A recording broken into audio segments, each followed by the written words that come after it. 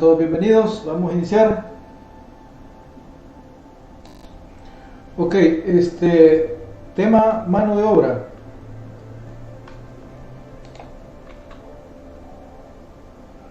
En toda empresa industrial requiere del recurso importante como es el elemento humano.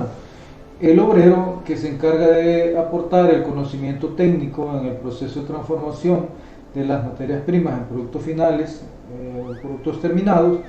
El factor humano o obrero será la pieza primordial para alcanzar los objetivos que la empresa se ha proyectado, de acuerdo con sus actividades económicas, productivas, aportando la eficiencia y la experiencia. En la mayoría de los trabajadores invierten muchos años para que las empresas alcancen el éxito de sus metas, debido a que algunos procesos de producción requieren gran parte de la especialización. También vamos a definir y vamos a desarrollar la clasificación de la mano de obra. La definición en términos generales podemos definirla de la siguiente manera: es el esfuerzo físico o mental, que intervienen en las etapas del proceso de fabricación de la materia prima en bien o productos terminados, en donde se pagan los sueldos y los salarios por el servicio prestado, prestaciones del personal de la industria, asimismo los descuentos por las retenciones legales aplicadas al obrero por las actividades relacionadas a la producción, sean estas directos o indirectos. ¿Cómo podemos clasificar la mano de obra? Bueno, la podemos clasificar como mano de obra directa y como mano de obra indirecta. El esfuerzo físico o mental del obrero que se encarga en el proceso de fabricación de la materia prima en un producto terminado, en donde se identifican directamente con la producción y reciben la remuneración por el tiempo efectivo de trabajo, lo vamos a conocer como mano de obra directa. La mano de obra indirecta la vamos a distinguir de la siguiente manera: es aquel trabajador que no se puede identificar o cuantificar directamente al proceso de fabricación de un producto, en donde se pagan sueldos y salarios como apoyo al proceso de producción, por ejemplo, empleados de mantenimiento, el supervisor o supervisores, inspectores, vigilantes de planta, autoridades y empleados del departamento de producción, que se encargan de desarrollar ciertas actividades de organización, control, dirección. Ok, vamos a hablar del control interno aplicado a la mano de obra. Dentro de los controles internos podemos hablar que las tarjetas de tiempo son elementos importantes para llegar a controlar de manera eficiente y eficaz la asignación de las erogaciones del costo. También tenemos las boletas de trabajo o las órdenes de trabajo, por medio de las cuales podemos identificar quiénes son los que han intervenido en un trabajo determinado, número de horas laboradas, etcétera, etcétera. También tenemos el libro de control de entradas y salidas, o bitácoras, o libro de asistencias, que por medio de estos podemos llegar a definir días de efectivo de trabajo, permisos personales, etcétera, etcétera. También tenemos las tarjetas magnéticas o electrónicas. Hoy día el famoso reloj marcador ha sido sustituido por reloj biométricos. La pandemia obligó a que estos relojes biométricos migraran a relojes más inteligentes. Son lectores de rostro, lectores de pupilas, etcétera, etcétera, que no necesitan el tacto. Y otro de los elementos que vamos a ver en la planilla de sueldos y salarios, en la cual vamos a centrar nuestra unidad de estudio del control de la mano de obra, vamos a hablar de la planilla de sueldos y salarios. Según el Código de Trabajo, en su artículo 138, cita lo siguiente: todo patrón está obligado a llevar planillas o recibos de pago en el que conste, según el caso, los salarios ordinarios y extraordinarios devengados por cada trabajador, las horas ordinarias y extraordinarias laboradas en jornadas diurnas o nocturnas y los días hábiles de asueto y de descanso en que laboren, también constarán los salarios que en forma de comisiones se hayan devengado y toda clase de cantidades pagadas. Todo esto va a integrar la planilla de salarios. Además, deberá de firmar este documento denominado planilla, deberá estar firmado por el trabajador, y si éste no supiere o no pudiere, deberá estampar la huella digital del pulgar de la mano derecha o a falta de este cualquier dedo. El trabajador recibirá, si lo solicita, una copia del recibo de pago. Además, en este recibo de pago se hará constar todos los elementos de su remuneración y de los descuentos que se han practicado sobre la misma. Además, el Código de Trabajo prohíbe pagos en especie. No existen pagos en especie. Vamos a hablar del salario. El salario está regulado en un cuerpo normativo del Código de Trabajo. El artículo 199 describe lo siguiente: es la definición de salario, es la retribución de dinero que el patrono está obligado a pagar al trabajador por los servicios que presta en virtud de un contrato de trabajo.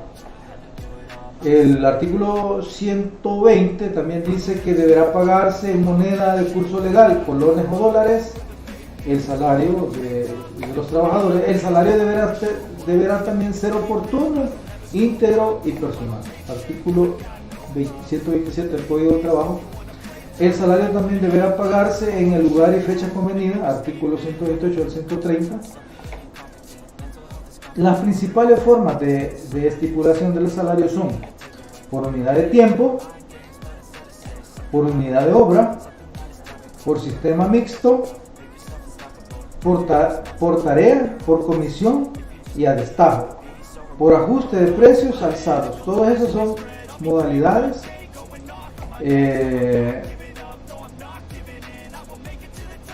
o estipulaciones del salario. Artículo 140. El salario básico es la retribución que le corresponde al trabajador, el cual servirá de base para cálculo de cualquier obligación pecuniaria del patrono a favor del trabajador, motivado por las prestaciones de su servicio. Artículo 141 también establece que el salario básico podrá calcularse por días o por horas. Artículo 144 al 160 dice: los trabajadores tienen derecho a un mínimo que cubra suficientemente las necesidades normales del hogar. Cuando hablamos también de jornada laboral y semana laboral, dice que la jornada laboral, las jornadas de trabajo se dividen en diurnas y nocturnas. Las diurnas comprendidas entre las 6 del día, de la mañana, a las 19 horas del mismo día. Y las nocturnas comprendidas entre las 19 horas del día a las 6 horas del día siguiente. Toda jornada que tenga más de 4 horas nocturnas, toda jornada que tenga más de 4 horas nocturnas, será considerada nocturna para efectos de la duración. Aquellos empleados que tienen traslape entre horario diurno y nocturno, si el horario nocturno es mayor a 4 horas, se va a considerar horario nocturno. La semana laboral no excederá de 44 horas. La semana laboral nocturna no excederá de 39 horas, según lo establece el artículo 161. Vamos a hablar también del marco legal. Horas extras. Las horas extras se podrán pactar ocasionalmente, según el artículo 170. No es la regla, ocasionalmente. Estas se pagarán con un cargo del 100% del salario básico por hora. Esto es artículo 169. O sea que la hora extra va cargada el 100% por hora. Las labores que se ejecuten en horas nocturnas tienen un recargo de 125 sobre el salario establecido para igual trabajo de horas diurnas. Quiere decir que el trabajador de horas nocturnas trabaja al 125 según el salario base. Las labores ejecutadas en el día de descanso tendrán derecho. Las labores ejecutadas en el día de descanso tendrán derecho a una remuneración adicional del 50%, como mínimo las horas de trabajo y un día de descanso compensatorio. Voy a volver a leer: las labores ejecutadas en día de descanso tendrán derecho a una remuneración adicional del 50%, como mínimo, por las horas que trabaje y un día de descanso compensatorio. Además de que tiene derecho al 50% adicional por prima por haber trabajado el día de descanso, tiene derecho al compensatorio. Además, los trabajadores que laboren en día de asueto devengarán un salario extraordinario integrado por el salario ordinario más un recargo del 100% de este. Artículo 192. Okay. Los trabajadores que laboren en día de asueto devengarán un salario extraordinario integrado por el salario ordinario más un recargo del 100% del salario ordinario. Ok, vamos a ver las semanas de descanso. Todo trabajador tiene derecho a un día de descanso remunerado por cada semana laboral. El día de descanso semanal será el domingo. Sin embargo, los trabajadores que laboren en empresas de trabajo continuo, empresas que presten un servicio al público o empresas que por índole de sus actividades laboran normalmente en día domingo, tendrán derecho a día de descanso complementario remunerado durante la semana. Vacaciones anuales.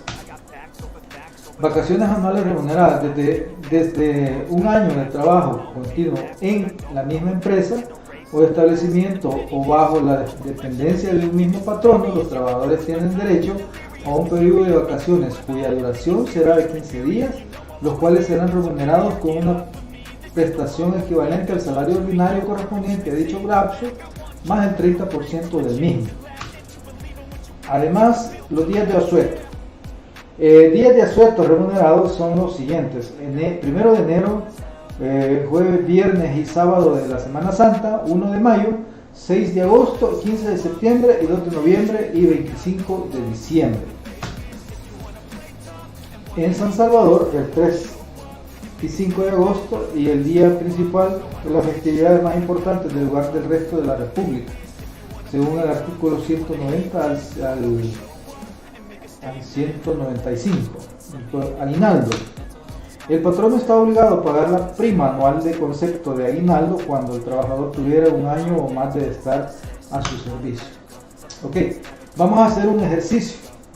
Dice así el ejercicio: práctica contable. La empresa manufacturera Industrias Texcal SADCB cancela el último mes de agosto del 2007 los siguientes sueldos mensuales: gerente Nelson López, $1,000; gerente de ventas Joaquín Quintanilla, $600; gerente administrativo Mario Perla, $650; gerente de producción Roberto Mejía, $700; operario 1 Dominga Larín, $300; y operario 2 Julia López, $300. Ahora, hay datos adicionales. El gerente de ventas tiene un préstamo en el Banco Bucatlán, sus descuentos son de $70. La operaria 1 tiene 9 horas extraordinarias diurnas. Se descuenta al gerente de producción $50 de la cuota alimenticia y los pagos se efectuaron en efectivo. Se pide elaborar la planilla con sus respectivas retenciones de IF, AFP y renta, registrar los asientos contables de la provisión y el pago respectivo. Ok, antes de iniciar el proceso de cálculo, hay que recordar lo siguiente. Esta es una tabla anterior del cálculo de la renta.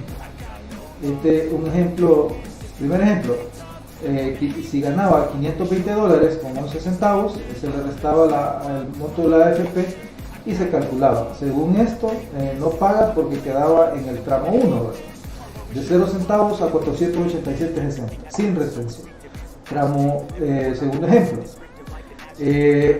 si ganaba $800 del salario, se le restaba luego de la AFP y se le retenía retención aplicable de la 43.42 según el cálculo siguiente.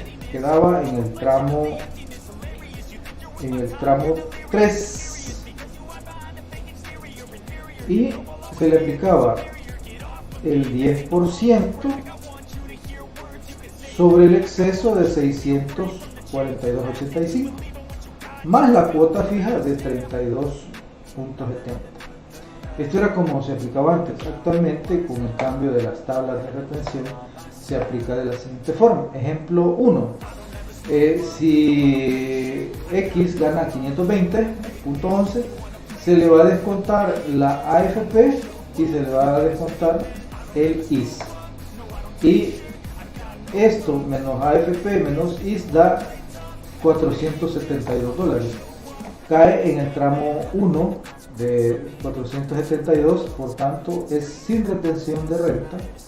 Ejemplo 2, $800, se le resta el AFP, se le resta el IS y llega a 726. Se aplica en el tramo 2 de 472 a 895, sería el 10% del exceso de 472 más la cuota fija de $17.67, representando 43.07. Esto es para las retenciones de IS. Recordemos que también las AFP descuentan al empleador 7.75, al trabajador 7.25. En total es el 15% para la previsión. Estos AFP, si fuese IS, es 7.50, 15%, si es INPEP, 7.50 y 15. Además, el aporte patronal que tu empleador realiza al seguro social es del 77.5 sobre el valor del salario mensual, mientras que tu aporte como trabajador es el 3%. Esto lo vamos a considerar a la hora de ir a elaborar la planilla de salarios. Ok, entonces vamos a iniciar con esta práctica, ¿verdad? Vamos a empezar a hacer nuestra planilla de salarios.